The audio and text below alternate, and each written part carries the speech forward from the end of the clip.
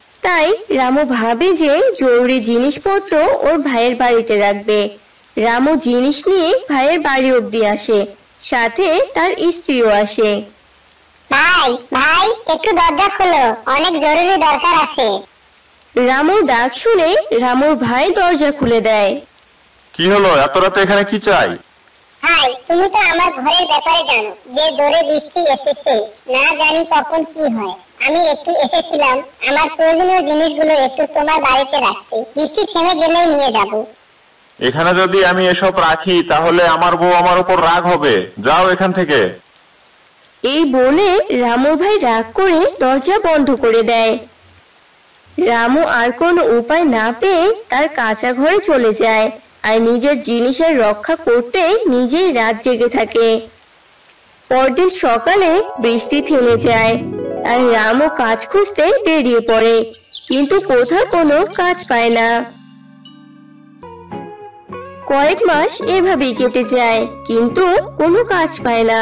একবার গ্রামের আর শহরের নামি দামি মহাজনরা রামুদের গ্রামের 7 দিনের জন্য মেলার ব্যবস্থা করে। এই মেলাতে শহরের এক সাহেব গ্রামে আসে।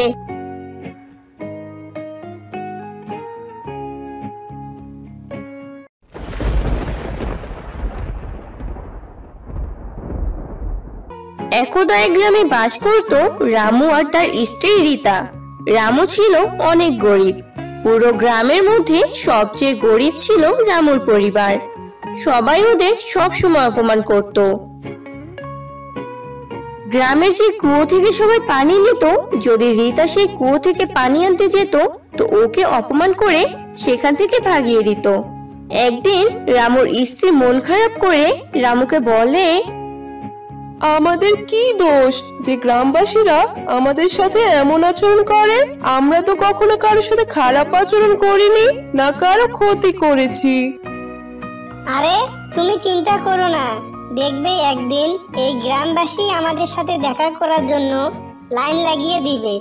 সারাদিন মজুরি করেও এত টাকা ইনকাম করতে পারি না যা বাকি সবাই করে নেয়, কিন্তু তুমি দেখে নিও, একদিন না একদিন আমাদেরও সম্মান হবে। রামু অনেক ভালো মনের ছিল। ও কখনো কারোর সাথে খারাপ আচরণ বা বেইমানি করতো না। এটাই ওর সবচেয়ে বড় গুণ ছিল। একদিন রাতে খুব জোরে তুফান আসে। রামুদের ঘর কাঁচা ঘর ছিল, তাই সে চিন্তায় পড়ে যায়, যদি ঘরে পানির সাথে বয়ে যায়। রামু আর রামুর স্ত্রী জরুরি কিছু জিনিস নিয়ে নেয় আর পাশে তার ভাইয়ের বাড়িতে যায়। তার ভাইয়ের বাড়ি ছিল পাকা বাড়ি। তাই রামু ভাবে যে জরুরি জিনিসপত্র ওর ভাইয়ের বাড়িতে রাখবে। রামু জিনিস নিয়ে ভাইয়ের বাড়ি অব্দি আসে, সাথে তার স্ত্রীও আসে। ভাই ভাই একটু দরজা খোলো, অনেক জরুরি দরকার আছে। রামুর ডাক শুনে রামুর ভাই দরজা খুলে দেয়। কি হলো, এত রাতে এখানে কি চাই? ভাই তুমি তো আমার ঘরের ব্যাপারে জানো, যে জোরে বৃষ্টি এসেছে, না জানি কখন কি হয়। আমি একটু এসেছিলাম আমার প্রয়োজনীয় জিনিসগুলো একটু তোমার বাড়িতে রাখতে, বৃষ্টি থেমে গেলেও নিয়ে যাব। এখানে যদি আমি এসব রাখি তাহলে আমার বউ আমার উপর রাগ হবে, যাও এখান থেকে। এই বলে রামুর ভাই রাগ করে দরজা বন্ধ করে দেয়।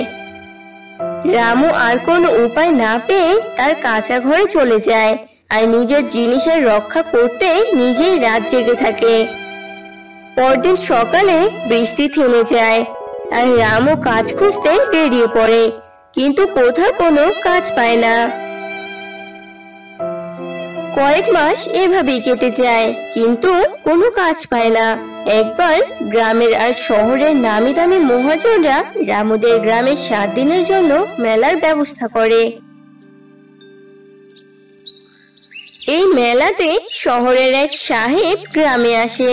আস্তে আস্তে রাত হয়ে যায়। হঠাৎ বৃষ্টি শুরু হয়ে যায় আর গাড়ির চাকা কাদায় আটকে যায়। হায়, কি বিপদে না পড়ে গেলাম, কেউ আছেন আমাকে একটু সাহায্য করুন। তখনই সেখান দিয়ে কয়েকজন যাচ্ছিল। এখন এত রাতে এমন বৃষ্টিতে সাহায্য করতে যাব? কোনো দরকার নেই ভাই, চল চল। এই বলে তারা সবাই চলে যায়। তখনই দৌড়ে দৌড়ে রামু আসতে থাকে আর সে সাহেবকে বিপদে দেখে বলে, সাহেব কি হয়েছে দেখে চিন্তিত লাগছে। হ্যাঁ ভাই, আমার গাড়ির চাকা কাদায় আটকে গেছে, সামনে নিতে পারছি না। সবাইকে বললাম সাহায্য করতে, কিন্তু কেউ সাহায্য করলো না। আপনি স্টার্ট করুন, আমি ধাক্কা দিচ্ছি। এরপর তারা অনেকক্ষণ চেষ্টা করার পরও কোনোভাবেই গাড়ি সামনে নিতে পারে না। সাহেব গাড়ি তো সামনে যাচ্ছে না, আমি হাত দিয়ে কাদা সরিয়ে দিচ্ছি, আপনি চেষ্টা করেন। রামু কথা মতো মাটি সরিয়ে দেয় আর তখনই গাড়ি স্টার্ট হয়ে যায়। ভাই তুমি অনেক ভালো, কত জনের কাছে সাহায্য চাইলাম, কেউ করলো না, আর তুমি একবারেই করে দিলে সাহায্য। সাহায্য করা অনেক পুণ্যের কাজ, আমি আসি সাহেব। আরে ভাই দাঁড়াও, তোমার বাসায় আমাকে নিয়ে যাবে না? মানে সাহেব আমরা গরিব, আমাদের বাড়ি গিয়ে কি করবেন? আমি যাই, দেরি হচ্ছে। আমি তো যাবই। রামুর কাছে আর কোনো উপায় না থাকায় সাহেবকে তাদের বাড়িতে নিয়ে যায়। গিয়ে দেখে তার স্ত্রী দাঁড়িয়ে আছে আর ঘরে বৃষ্টির পানি পড়ছে। গীতা দেখো সাহেব এসেছে, ওনার আপ্যায়নের ব্যবস্থা করো। রীতা গিয়ে হাতে করে একটা প্লেটে এক টুকরো গুড় নিয়ে আসে। সাহেব এই ছিল ঘরে, আপনি এইটুকু খাবেন তো? ধন্যবাদ, কেন খাবো না। আচ্ছা রামু, তুমি কি কাজ করো? সাহেব কি বলবো, আমি দিন মজুরি, কিন্তু কয়েক মাস থেকে কাজ নেই। রামু তুমি কি আমার সাথে কাজ করবে? আমি একজন ভালো মনের আর সৎ কর্মচারী খুঁজছিলাম, আর তোমাকে এই বাড়িতে থাকতে হবে না। আমি 2 দিন পরে এসে তোমাদের নিয়ে যাব। সত্যি বলছেন সাহেব? হ্যাঁ সত্যি, আমি এবার আসি তবে।